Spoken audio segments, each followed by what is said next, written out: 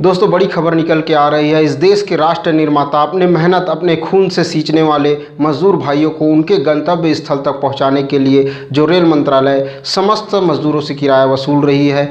जी हाँ दोस्तों, उस किराए के भाड़े को यानी कि उस राशि को कांग्रेस पार्टी अब वहन करेगी। जी हाँ दोस्तों, मैं मुकेश फिर से स्वागत करता हूं आपके चहेते news portal web portal the real words में। दोस्तों मजदूर हमारे देश के राष्ट्र निर्माण करता है, उनके मेहनत से ही हमारा देश का निर्माण होता है, हर विकास कार्य होता है। जी हाँ दोस्तों, जिस प्रकार से रेल मंत्रालय दोहरी नीति अपनाई है और मजदूर भाइयों से किराया वसूला जा रहा है, जिस प्रकार से लॉकडाउन हुई है उसमें उन लोगों के पास 1 रुपया तक, एक दहाड़ी तक पैसा नहीं है। अब इस हालत में वह किराया कहाँ से ले, इसलिए काफ़ी परेशान हो गए हैं। बहुत से मजदूर अपने गंतव्य स्थल जाने के लिए उनके पास पैसा भी नहीं है और मजबूर है, नहीं जा पा रहे हैं। जी हाँ दोस्तों, इसी को देखते हुए कांग्रेस अध्यक्ष सोनिया गांधी ने प्रेस विज्ञप्ति जारी कर यह कहा है कि हम इस देश के राष्ट्र निर्माता को उनके घर तक जाने में मदद करेंगे और समस्त जो रेलवे का भाड़ा है वो हमारी पार्टी वहन करेगी।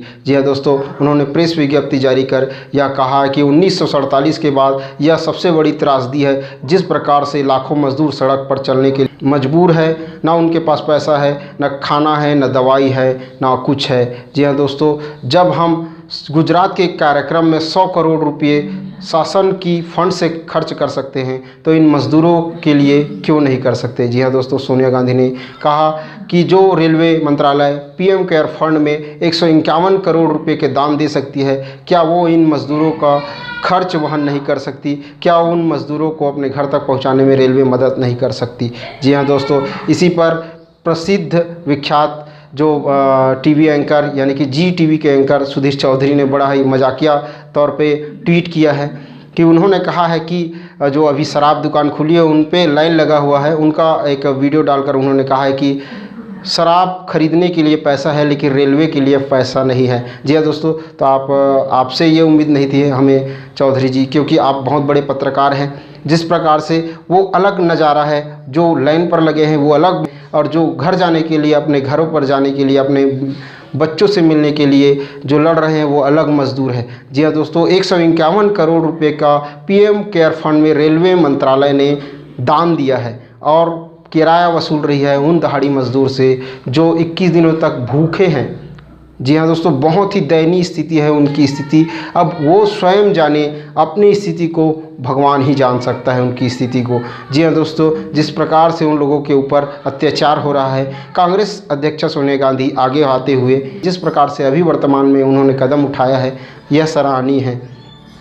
छत्तीसगढ़ के भूपेश बघेल ने भी कांग्रेस अध्यक्ष सोनिया गांधी की इस निर्णय का स्वागत किया है और उन्होंने कहा है कि कांग्रेस हमेशा से ही गरीबों के हित में कार्य करती रही है। चलिए दोस्तों, बहुत बड़ी खबर निकल के आ रही है। जिस प्रकार से जो काम सरकार को करना चाहिए था, जो नरेंद्र मोदी जी को करना चाहिए था, वह सोनिया गांधी जो इस वक्त कांग्रेस पार्टी यानी कि अपोजिशन में भी नहीं है। जी हाँ दोस्तों, उनकी इतनी संख्या नहीं है कि वो अपोजिशन में भी हो। जी हाँ दोस्तों, उन्होंने यहाँ निर्णय लिया है कि जो तमाम मजदूर भाई जो अपने घरों के लिए जा रहे हैं, जिनका समस्त किराया भाड़ा कांग्रेस पार्टी वहन करेगी।